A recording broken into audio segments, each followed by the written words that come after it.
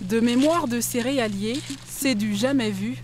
À cette époque d'habitude, ces cultures sont bien fournies, d'un vert éclatant, et grimpent jusqu'aux ventes de leurs producteurs. Mais cette année, la sécheresse est passée par là.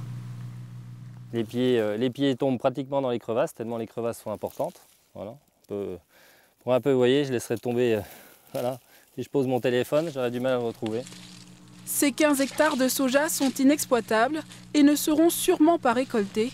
Ils représentent une énorme perte d'argent. On va peut-être y broyer pour gagner du temps, parce qu'on ne sait pas ce que ça va donner. Sinon, on va faire une récolte qui va vraiment être dérisoire, quoi. Donc, en tout cas, on n'obtiendra pas de revenus de cette culture-là cette année. Même problème avec le maïs. Les épis, qui devraient mesurer 2 mètres en principe, peinent à atteindre les 60 cm.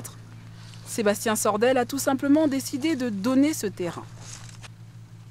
Cette parcelle qui était dans les plus moches, on l'a cédée à des éleveurs pour apporter un peu de verdure au bétail. En raison du réchauffement climatique, plusieurs agriculteurs de Côte d'Or envisagent désormais d'arrêter de façon définitive ce type de culture. Pour sécuriser nos exploitations, on va peut-être partir plus sur des cultures d'hiver et abandonner soja, maïs quand c'est possible, parce qu'on a aussi des obligations réglementaires, des protections de captage et autres.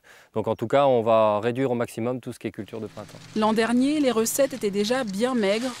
L'agriculteur a chiffré son bénéfice annuel à 700 €.